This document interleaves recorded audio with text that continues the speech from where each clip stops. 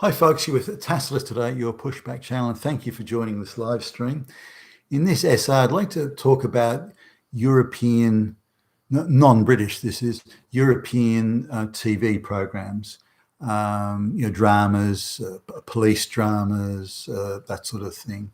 So, or primarily police, there are other stuff there as well. But just having a look at them, and I looked at a number from France, Germany, Holland, Belgium, Italy, one from Spain, and they all more or less follow the same pattern. They're all globalist propaganda, but there's a little bit in the structure that is probably worth looking at.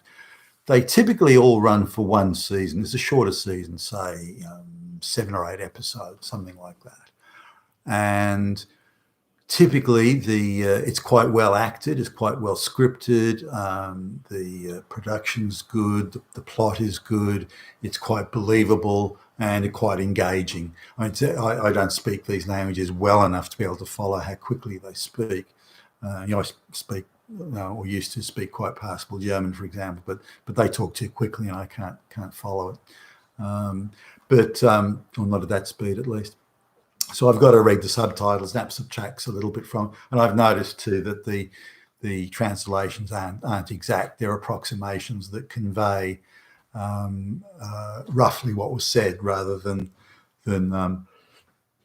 with any precision. And I've noticed that sort of across the board.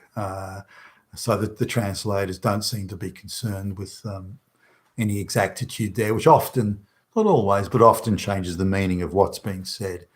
Given that type of translation, but they go. The first season is always the good one. That's when there's no propaganda, there's no globalist talking points. It's just pure good quality drama, which is, hey, I mean, isn't that what they're supposed to be doing? But if it's popular and it goes down well with the public, it's then seized upon as, wow, we've got a propaganda delivery vehicle here. We've got a loyal audience now following this, so we can shove fuckloads of globalist propaganda into this and then push it out. Same way as Disney or Star Wars or any of these people. We've got a viable franchise now. We've got that. So now we can really put the globalist talking points into it. Really push that propaganda hard. Try and fry the brains of as many young people as we can. Now, and this is a globalist sort of thing, and they all do it. But it's all across the West. I mean, all across the West, and it's not just, it happens in Germany, but not here, or it happens in France, but not there. It's not that. It's all across where every fucking program does it, and it's insane. And it just goes to show you how tightly coordinated and scripted and delivered and controlled it all is. It is, a globalist controlled project. Now, there are also a couple of other things I noticed, that the production companies that do these programs in the first year, typically they're either one of two things happens. Either a new production company comes in and takes over, which is for the purposes of delivering the propaganda, or the original production company stays there, but a lot of their personnel change and a lot of their advisors change. And so you can see the globalist propagandists move in and pretty much take over. So now something else, and this could just be pure coincidence, I don't know, it could be pure coincidence, is that the names of the people who come in to push the globalist propaganda and rewrite the script so that they're laced with globalist propaganda, they all seem to be called Cohen or Stein or Berg or Silver and Gold, Goldstein and Silverman, and they're Jewish. They're all Jewish. Now, it doesn't take much to sort of go online and have a look and find that they're prominent activists as well, and they're associated with various NGOs that are at the forefront of pushing globalist activism.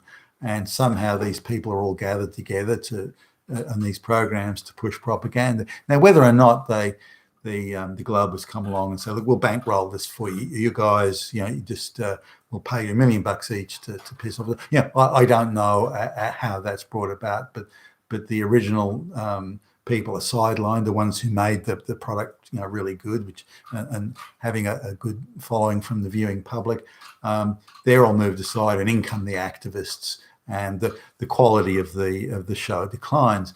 Now, sometimes they're able to keep some decent quality, and I think it's because they keep enough of the original people to keep it looking good. But they just say, okay, stop there. Now we want a black lesbian here. Okay, now we want mass migration there, and we need to make it look good. We need to make these guys look like neo-Nazis.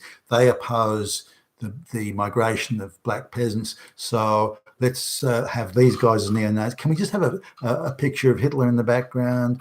Yeah, maybe just some bit of footage there of Sieg Heil. Yeah, okay, all right, that's good. All right, let's and by the way, we want an evil white male in absurd caricature, because he's the fucking bad guy. He is a damn fascist Nazi. And when we portray black people, let's have them as very clean, very sophisticated, very well spoken, very urbane. And looking really sort of behaving just like a white middle class, a German or Frenchman would. Let's have them looking like that. And let's turn the white guy into a sniveling, dirty, horrible, lowlife snake. Let's have him like that. Let's get that contrast there. Let's make sure the black people look superior to the white. Okay, great. Or now the people that do like the blacks, let's have them looking good as well. Let's have them to being attractive people. Well dressed, good hairstyles, nicely worn makeup, and sharp suits.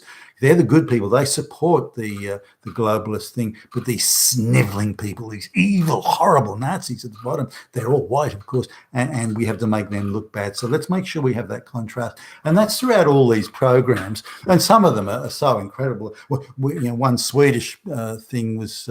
Some black woman gets up and she's like the new Prime Minister of Sweden or something in this absurd show. And we know now how dangerous the world, dangerous a place the world is with the election of Donald Trump, and the Nazis are everywhere. Nazis, it's fascist Nazis, they're just everywhere. Look around the corner, under the bed, in the cupboard, around the closet. So this is the nature of a lot of these programs, but they do try, as I say, in the first season, to try and bring the viewer in, and then they turn it into a propaganda. Now, typically they ramp it up sort of. The next season has a number of globalist talking points, the third season a bit more, and by, say, the fourth season, assuming it's still going, and even it's lost viewers, they kind of really don't care anymore. It's now just there for the propaganda. By the fourth season, they're going full bore, and all these very sophisticated black people. They're just handsome. They're well dressed. They're reliable. They speak perfect, whatever the language is. They're top notch people. They are top notch, and they may come from Central Africa and these dirt poor basket based countries, but within 5 minutes of arriving, they've turned in sophisticated middle class people, wearing designer label clothes, beautifully spoken, and obviously highly educated. They are the rocket scientists, seriously. They are the rocket scientists. And so the only people who would not want them around must be Nazis. What else could they be? And this is a constant theme that they push, and it's absurd. I have never come across, personally, and I met a lot of black people, and certainly haven't seen them throughout Europe. I've never seen a black person as sophisticated and well-dressed and well-spoken and well-behaved and so on as the people depicted in these shows. That the black people that they pretend exist don't exist, and if they exist at all, it'd be like 1 in 1,000. And the same for the Arabic and various other minorities. And they try and the only bad people are straight white males, and this is across the entire European, certainly from say Austria, Germany, Denmark, Scandinavia generally, France, Spain, across going west from Central Europe. All these TV programs, the hysteria is a little bit. I mean, Sweden, for example, hysteria is up a notch, I suppose, from say where you'd see in France, but nonetheless they're doing it, and of course it's quite absurd. Being a very well-travelled guy on business, the way they depict these people, it's a complete reversal of reality, and they're obviously determined to push this globalist propaganda and the globalist talking points, promoting mass migration and all this sort of stuff. And there's one that I saw a couple of days ago where they have this black guy who's come from this absolute dirt poor basket case country in Africa, and he arrives when he's 18. Within 10 years, he is the most urbane, sophisticated, classy, well-spoken Frenchman that you would ever come across. His French is perfect, and he's so well dressed. He's got married a white girl. I mean, he's the soul of the earth and just the sort of people we need. Now, how somebody who would be literate in his own language could turn into some super sophisticated European within 10 years, and he's supposed to work in a takeout food shop, by the way, and still afford designer label clothes. How that could happen is just wouldn't happen. It doesn't happen. It's not happening. So, but that's the image they're trying to project. And but all the there's not much to choose between the programs in terms of their propaganda. And again, you get this unusual thing of the surprising number.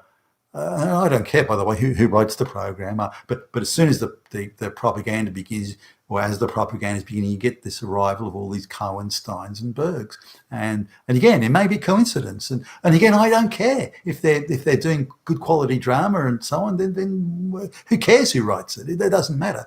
But once they decide to go down the activist propaganda globalist path, that's when the Steins and the Cohens and the Bergs appear to arrive. So, but again, it could be a coincidence.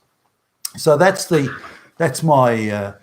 take on that, and having looked at quite a few of them there. Some actually first seasons were quite good, but they went backwards fairly quickly. So, and now when I'm looking, by the time the fourth season's along, they're promoting homosexuality, lesbianism, black and brown mass migration.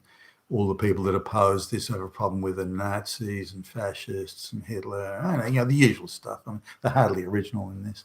And, women morally superior to men and much smarter. And everything's being turned around from the reality and this sort of fantasy world, this fantasy paradise that the globalists claim to be leading us towards, which is in fact leading us all to ruin. Not their ruin, our ruin. You've been with Tacitus today, your Pushback channel, and thank you for listening.